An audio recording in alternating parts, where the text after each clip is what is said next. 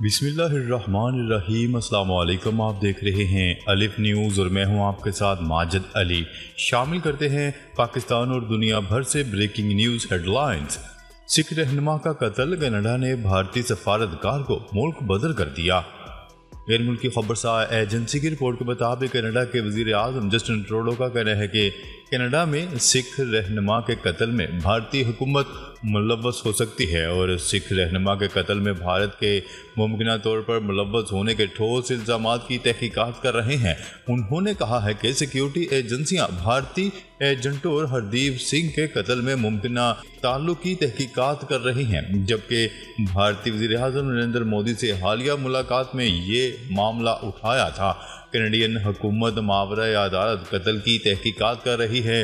Justin Trudeau نے جون میں بھارتی حکومت سے ہردیپ سنگھ کے قتل کی تحقیقات میں تعاون کا مطالبہ کیا تھا، جسے 18 جون کو برٹش کولمبیا کے گردوارہ میں قتل کیا گیا تھا۔ خبر کے اگلے حصے میں بات کرتے ہیں۔ امریکہ نے ایران کے منجمد 6 ارب ڈالر منتقل کر دیے، قیدیوں کا بھی تبادلہ۔ امریکہ اور ایران کے درمیان معاہدے کے بعد قیدیوں کا تبادلہ کر دیا گیا، جبکہ اربوں ڈالر کے منجمد اساد سے بھی قطر کے بینک کے ذریعے منتقل کر دیے گئے۔ غیر ملکی خبرساز ایجنسی کی رپورٹ کے مطابق قطر کی ثالثی کے بعد ایران نے اپنی حراست میں موجود 5 امریکی شہریوں کو رہا کر دیا اور معاہدے کے مطابق امریکہ نے ایران کے 6 ارب ڈالر کے منجمد اثاثوں کو قطر کے ایک بینک میں منتقل کر دیا۔ امریکہ نے 5 ایرانی شہریوں کو بھی رہا کر دیا جو قطر کے شہر دوحہ پہنچ گئے۔ ایران کی جانب سے امریکی شہریوں کو طیارے میں بیٹھنے کی اجازت اس وقت ملی جب ان کے منجمد اثاثوں کی منتقلی مکمل ہوئی، جن کو پہلے مرحلے میں قطر لے جایا گیا، جہاں سے انہیں واشنگٹن منتقل کر دیا جائے گا۔ رہا ہونے والے 5 میں سے 3 افراد کی شناخت سامنے آئی ہے، جن میں سے ایک برطانوی نژاد امریکی شہری بھی موجود ہے، اور ابھی یہ واضح نہیں ہے کہ اس معاہدے سے ایران اور امریکہ کے درمیان سفارتی تعلقات میں بہتری آئے گی یا نہیں۔ امریکی حکومت کا کہنا ہے کہ ایران کو منتقل کی جانے والی رقم کو صرف ایسی اشیاء کی خریداری کے لیے استعمال کیا جا سکے گا جن پر پابندی عائد نہیں۔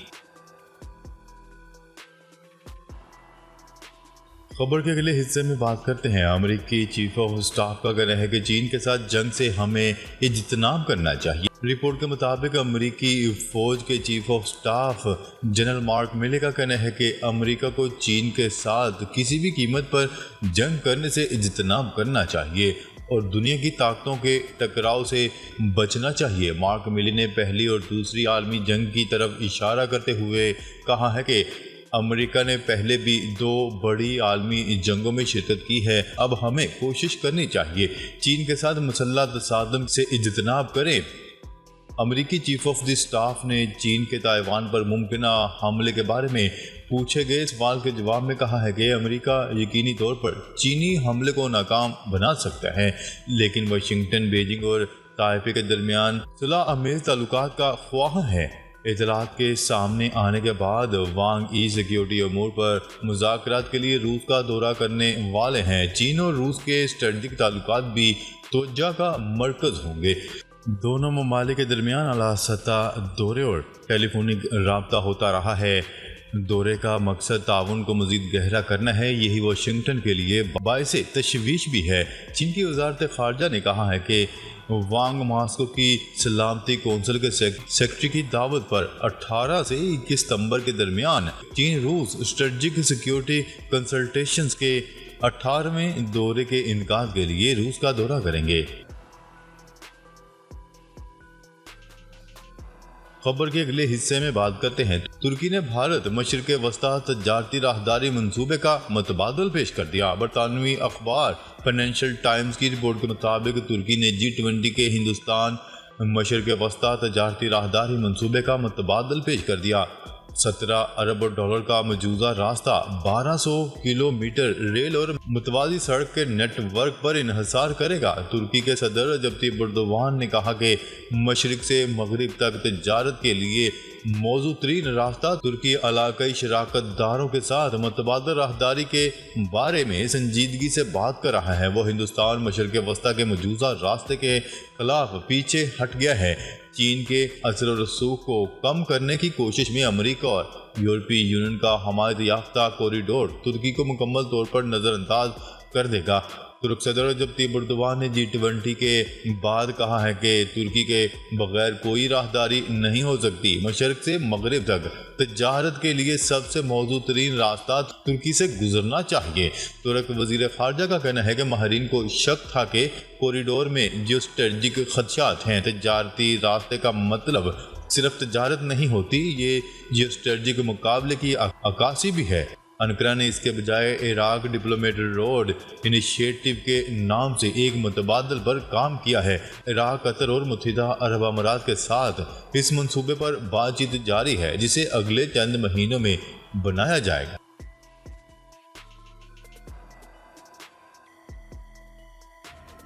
خبر کے اگلے حصے میں بات کرتے ہیں کیپٹل ہل پر حملے کے ذمہ دار ڈونلڈ ٹرمپ اور ان کے ساتھیوں کے گرد گھیرا مزید تنگ۔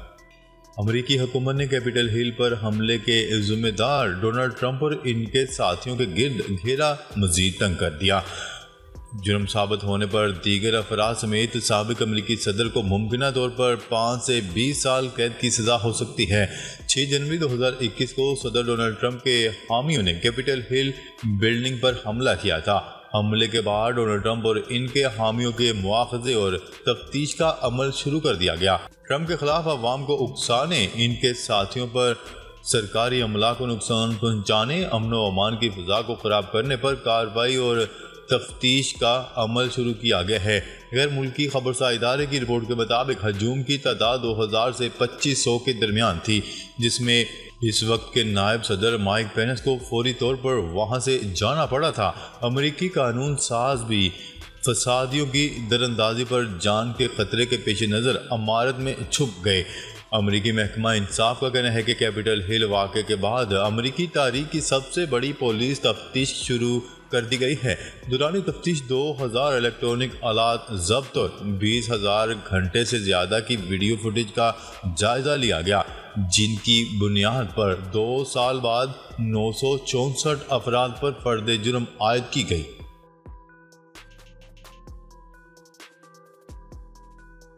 خبر کے اگلے حصے میں بات کرتے ہیں امریکہ کے لاپتہ ہونے والے جدید ترین لڑاکا طیارے F-35 کا ملبہ تلاش کر لیا گیا۔ امریکی فوج کی ٹویٹ کے مطابق طیارے کا ملبہ ریاست جنوبی کیرولائنا میں جوائنٹ بیس، جہاں سے طیارے نے پرواز کی تھی، کے شمال مشرق میں 2 گھنٹے کے فاصلے پر واقع ولیمز برگ کاؤنٹی میں پایا گیا۔ فرانسیسی خبرساز ادارے کی رپورٹ کے مطابق طیارے کی قیمت کا اندازہ $8 کروڑ لگایا گیا۔ امریکی فوجی حکام کی طرف سے جاری بیان میں کہا گیا ہے کہ حکام کی طرف سے طیارے کے ملبے کو محفوظ کرنے تک مقامی افراد ملبے والے علاقے میں جانے سے گریز کریں۔ طیارے کے ملبے کی تلاش میں متعدد ہوائی جہاز اور ہیلی کاپٹروں نے حصہ لیا۔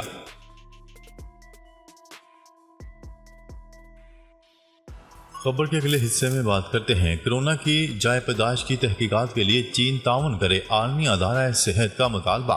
عالمی ادارہ صحت کے سربراہ ٹیڈروس نے کہا ہے کہ کرونا کی ابتدا کی تحقیقات کے لیے نیا مشن بھیجنے کو تیار ہیں، جس کے لیے چین تعاون کرے۔ برطانوی نشریاتی ادارے کی رپورٹ کے مطابق عالمی ادارہ صحت کے سربراہ نے چین سے مطالبہ کیا ہے کہ وہ کرونا وائرس کی جائے پیدائش کی تحقیقات کے لیے آنے والے تفتیش کاروں کو مکمل رسائی دے۔ ورلڈ ہیلتھ آرگنائزیشن کے سربراہ ٹیڈروس نے مزید بتایا ہے کہ کرونا وائرس کی ابتدا کہاں سے ہوئی، اس پر تحقیقات مکمل نہیں ہوئی ہے اور اس حوالے سے مزید معلومات کے لیے چین پر دباؤ ڈال رہے ہیں۔